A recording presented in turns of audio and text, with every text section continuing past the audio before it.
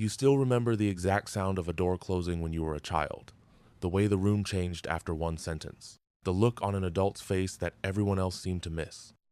And years later, you wonder why that tiny moment stayed with you when whole birthdays, school years, and family trips disappeared. The answer may not be that you're stuck in the past.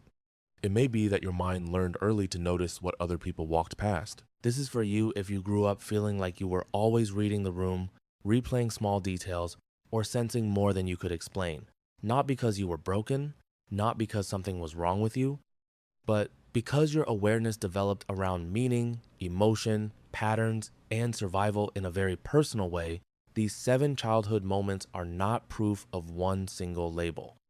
They're signs that your brain may have learned to pay attention differently, and once you understand why, a lot of your adult life starts to make more sense. Before the 7 moments, you need to understand one thing. Memory is not a camera. Your brain does not save everything. It saves what feels emotionally important, surprising, unfinished, or useful for the future. That is why you can forget what you ate on a random Tuesday in 3rd grade, but still remember standing in the hallway while 2 adults whispered in the kitchen. Your mind marked that moment as important. Maybe nobody explained what was happening. Maybe the words were ordinary, but the tone was not. Maybe you sensed a shift before anyone said it out loud. For a deeply aware child, memory often attaches to emotional weather. You remember not only what happened, but what the air felt like, the silence, the glance, the feeling that something underneath the surface was moving. This matters because many sensitive, perceptive adults grew up thinking their memory was strange. They were told, "How do you even remember that?" Or, "That was such a small thing." But to you, it was not small. It carried information. And when a child learns that small details reveal big truths, the mind becomes very skilled at noticing. The first childhood moment you may still remember is the moment a room changed before anyone admitted it. Maybe you were sitting at the dinner table, pushing peas around your plate, when one parent answered too sharply. Maybe a teacher smiled at the class, but her eyes looked tired and distant. Maybe everyone kept talking, but you felt the conversation tilt. You could not name it yet, but you knew something was different. This kind of memory often forms in children who become highly sensitive to emotional cues. You learn to notice tone, posture, pauses, and facial expressions because those details told you what was really happening. As an adult, this may show up as sensing when someone is upset before they say a word. You hear the tiny drop in their voice. You notice a text message feels colder than usual.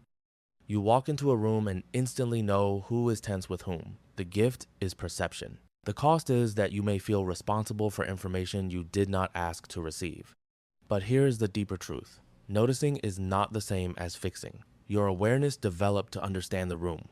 It does not mean every room is yours to repair. The second moment is being told you were too sensitive when you were actually responding to something real. Maybe someone teased you and everyone laughed, but you could feel the sharpness underneath it. Maybe you cried when an animal was hurt in a movie. Maybe you got quiet after hearing an adult speak cruelly about someone who was not in the room. Then came the sentence, "You're too sensitive." For a child, that sentence can become a private split. One part of you knows you felt something meaningful. Another part starts wondering if your reactions are too much. Years later, you may still second-guess yourself. You might ask, "Am I overreacting?" when your body already knows something feels off. Highly aware people often register emotional nuance before they have language for it. That does not make every interpretation perfect, but it does mean your nervous system may be tuned to subtle signals. The goal is not to become less sensitive. The goal is to become more skilled with your sensitivity, so it becomes information instead of self-doubt. The third moment is the day you realize adults did not always mean what they said. This can be a strange awakening for a perceptive child. Maybe an adult told you honesty mattered, then lied on the phone right in front of you. Maybe someone preached kindness in public, then became cold at home. Maybe a parent said, "Everything is fine," while slamming cabinets in the kitchen. You saw the gap, and once you saw it, you could not unsee it. This is one reason many deep thinkers become pattern seekers. You learned early that words and reality do not always match, so your mind began comparing them. What people say, versus what they do, what they show versus what they hide, what they claim versus what changes when no one is watching. In adulthood, this can make you very hard to fool. It can also make you tired because you may scan for inconsistency even when you want to relax. But your awareness did not appear out of nowhere. It developed because your younger self was trying to understand truth in an environment where truth was sometimes layered.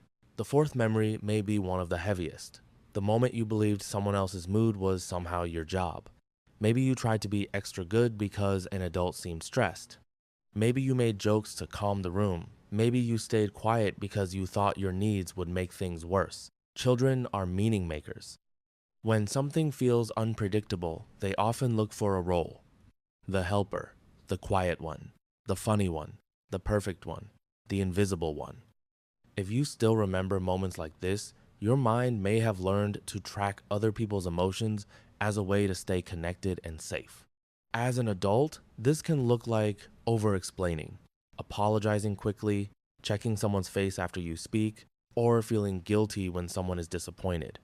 But the deeper insight is this: your empathy may have grown inside responsibility that was too large for a child. That does not make your empathy fake. It means it deserves boundaries now. You can care deeply without carrying every emotional shift like a personal assignment. The fifth moment is not always dramatic. Sometimes it is a place, a corner behind the couch, a bedroom floor covered with notebooks, a tree outside school, a library aisle where nobody asked you to perform. You may remember the exact texture of the carpet, the smell of paper, the afternoon light on the wall. For highly aware children, private spaces can become mental recovery rooms. When you feel everything, you need somewhere to put it. Some children escape through drawing, some through stories, some through music, fantasy, collecting objects, building little worlds, or staring out the window and thinking for a very long time. Adults may have called it daydreaming, but often it was integration. Your mind was taking emotional noise and turning it into something organized enough to survive. This is why, as an adult, you may still need solitude after intense social situations. You are not antisocial because you need quiet. You are processing. Your inner world became strong because it gave you a place where your sensitivity could breathe. The sixth moment is the first time unfairness felt almost physical. Maybe a teacher blamed the wrong child and you could not stop thinking about it. Maybe you watched someone get excluded from a game. Maybe a sibling was treated differently, or a friend was mocked for something they could not change. Other people moved on. You did not. You replayed it later in bed, building arguments in your head, imagining what you should have said. This kind of memory often belongs to people with strong moral sensitivity. You do not just notice what happens. You notice what should have happened. That can become exhausting because the world gives you endless material. But it also becomes one of your deepest strengths. You are able to detect harm that others normalize. You can sense when a joke is not harmless, when a rule is uneven, when a quiet person is being overlooked. The challenge is learning when to act, when to speak, and when to protect your energy. Your strong reaction to unfairness is not childish. It may be one of the clearest signs that your awareness developed around care. The seventh childhood moment is the detail nobody else remembers. The blue cup on the counter, the song playing in the car, the pattern on someone's shirt when they said something that changed you. You bring it up years later and people look confused. They remember the event, maybe. You remember the atmosphere. This happens because emotionally meaningful moments can bind themselves to sensory details.